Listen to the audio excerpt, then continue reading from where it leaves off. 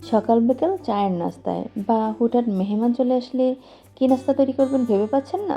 যদি না পেয়ে থাকেন তাহলে আজকের ভিডিওটা আপনার জন্য। সো আর কথা না বেরিয়ে চলুন দেখা যাক আমি কী নাস্তাটা তৈরি করেছি। Let's go to my channel. আমি এখন যেই নাস্তাটা তৈরি করব ওর জন্য নিয়ে নিয়েছি এখানে 1 কাপ পরিমাপে সুজি আর নিয়ে নিলাম হাফ কাপ পরিমাপে আটা। আপনারা আটার পরিবর্তে ময়দাটাও অ্যাড করতে পারেন। আর দিয়ে দিলাম স্বাদ মতো কিছুটা লবণ। এখন আমি শুকনো উপকরণগুলো একটু ভালোভাবে মিশিয়ে নিচ্ছি। মেশানো হয়ে গেছে। এখন আমি 2 চামচ পরিমাপে রান্নার সাদা তেলটা দিয়ে নিচ্ছি। দিয়ে এটাকে ভালোভাবে একটু ময়ান করে নেব। আপনারা তেলের পরিবর্তে ঘি বা বাটার দিয়েও করতে পারেন। আমি একটু সুন্দর করে ময়ান দিয়ে নিচ্ছি। আপনারাও একটু সময় নিয়ে ঘষে ঘষে ভালো করে ময়ানটা দিয়ে নেবেন।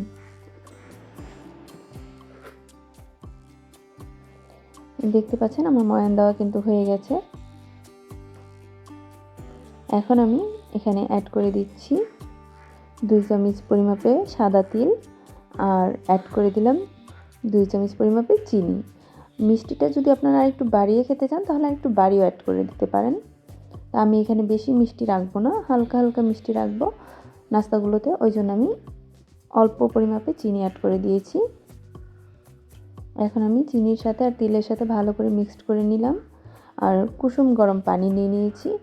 বেশি ফুটন্ত গরম পানি নিতে যাবেন না, তাহলে কিন্তু হাত পুড়ে যাবে। জাস্ট কুসুম গরম থেকে একটু হালকা বেশি গরম মোটামুটি, তো ওই পানিটা আমি নিয়েছি। নিয়ে এখন আমি সুন্দর করে একটা ডো তৈরি করব মধ্যে মধ্যে।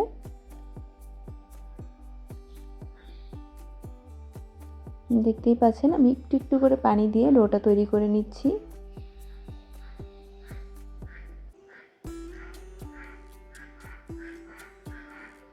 আপনারা অবশ্যই চেষ্টা করবেন একটু একটু করে পানি দিয়ে তারপর ডোটা তৈরি করে নেওয়ার জন্য। যদি একেবারে বেশি পানি অ্যাড করতে চান তাহলে কিন্তু ডোটা পারফেক্টলিভাবে তৈরি করতে পারবেন না। তো এখানে আমি 1 চামচ বেকিং পাউডার দিয়ে নিলাম। আমি কিন্তু বেকিং সোডা অ্যাড করিনি, বেকিং পাউডার নিয়েছি এখানে 1 চামচ। আপনার হাতের কাছে যদি না থাকে তাহলে আপনি স্কিপ করতে পারেন। তো সোডাটা দিয়ে বেকিং পাউডারটা দিয়ে তারপর আমি ভালোভাবে আবার মতে মতে মেখে নিচ্ছি। এই যে আমার ডোটা রেডি হয়ে গেছে। এখন আমি এটাকে একটু ঢেকে 2-3 মিনিটের মতো সাইডে রেখে দেবো রেস্টে।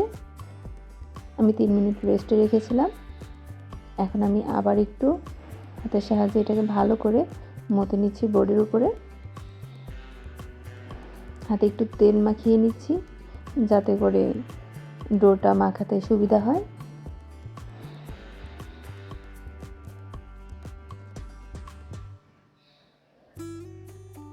ডোটা মাখানো হয়ে গেছে। এখন এই হাতের সাহায্যে ঘুরিয়ে ঘুরিয়ে একটু লম্বা আকারে শেপ করে নিলাম। জাস্ট উপরে হাতের তালু দিয়ে একটু চেপে চেপে চ্যাপ্টা আকার করে নিচ্ছি। আপনারা এই কাজটা চাইলে বেলুনের সাহায্যেও করে নিতে পারেন। আমি হাত দিয়েই করে নিয়েছি। যেমন শেপ করা হয়ে গেছে। এখন একটা ছুরি নিয়েছি আর ছুরির মধ্যে একটু হালকা তেল মাখিয়ে নিলাম। নিয়ে তারপর আমি একটা বিস্কিটের মতো শেপ করে করে কেটে নিচ্ছি। আপনারা আপনাদের পছন্দ অনুযায়ী শেপ করে কেটে নিতে পারেন।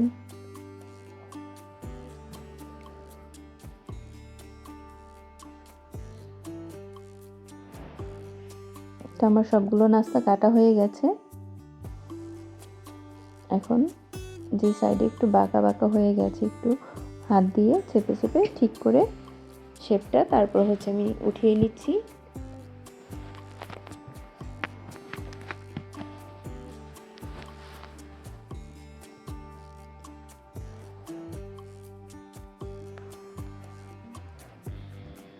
তো সেম প্রসেসে আপনারাও নাস্তাগুলো তৈরি করে নেবেন। এখন আমি চুলায় একটা প্যান বসিয়ে দিয়েছি আর এর মধ্যে দিয়েছি রান্নার সাদা তেল পর্যাপ্ত পরিমাপে। বেশি পরিমাপ দিতে হবে না যে একদম ডুবো ডুবো করে ভাজতে হবে, ওই রকমটা করতে হবে না। জাস্ট একটু একদম কমও না একদম বেশিও না, পরিমাপ করে তেলটা দিয়ে নেবেন। আর তেলটা যখন হালকা গরম হয়ে আসছে এ পর্যায়ে কিন্তু আমি নাস্তাগুলো দিয়ে দিচ্ছি তেলের মধ্যে। দেখতেই পাচ্ছেন হালকা হালকা বুদবুদ উঠতেছে, একেবারে কিন্তু বেশি হয়নি। একদম বেশি গরম করে যদি হাই হিট করে দেওয়া হয় তেলটা, তাহলে কিন্তু নাস্তাগুলো সব ভেঙে যাওয়ার সম্ভাবনা থাকে। তা আপনারা লো হিটে রেখেই তারপরে নাস্তাগুলো দিয়ে দিবেন।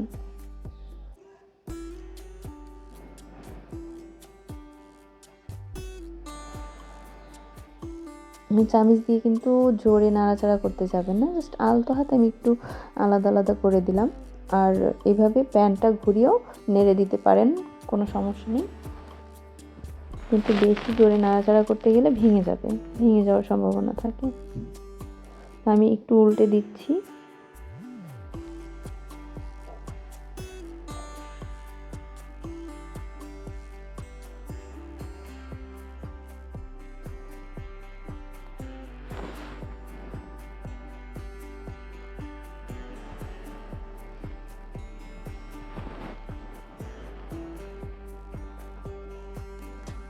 আপনারাও যখন দেখবেন যে একটু লালচে লালচে ভাব চলে এসেছে, তখন একটু উল্টে এপাশ ওপাশ করে সুন্দর করে নাস্তাগুলো ভেজে নেবেন। আর নাস্তাগুলো ভাজতে ভাজতে আপনার পছন্দ অনুযায়ী কালার করে নিয়ে আসবেন। এই কাজটা কিন্তু সম্পূর্ণই মিডিয়াম টু লো হিটে করতে হবে। হাই হিট করলে কিন্তু ভিতর থেকে কাঁচা থেকে যাবে আর উপরে কালার চলে আসবে।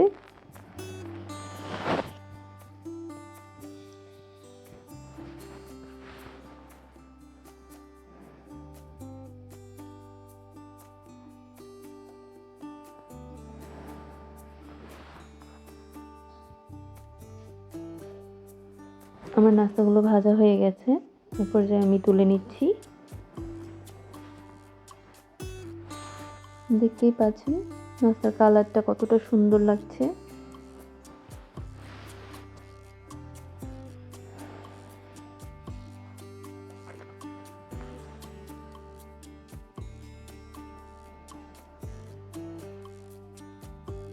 সেম প্রসেসে আমি বাকি নাস্তাগুলো আমার ভেজে নেব। আপনারাও সেম প্রসেসে সবগুলো নাস্তা তৈরি করে নেবেন। যেমন সবগুলো নাস্তা ভাজা হয়ে গেছে। তো এই রকম সুন্দর করে আপনারা চাইলেই কিন্তু অল্প সময়ের মধ্যে বিকেলে বা সকালে বা হুটহাট মেহমান চলে আসলে এই নাস্তাটা তৈরি করে দিতে পারেন। এটা চায়ের সাথে খেতে খুবই ভালো লাগে, দুর্দান্ত একটা রেসিপি। যখন আপনি বাসায় তৈরি করবেন তখনই বুঝতে পারবেন আসলে রেসিপিটা কতটা ক্রিস্পি বা খাস্তা হয়। এটা দেখতেই পাচ্ছেন, আমার এটা কিন্তু এখনও ঠান্ডা হয়নি পুরোপুরি।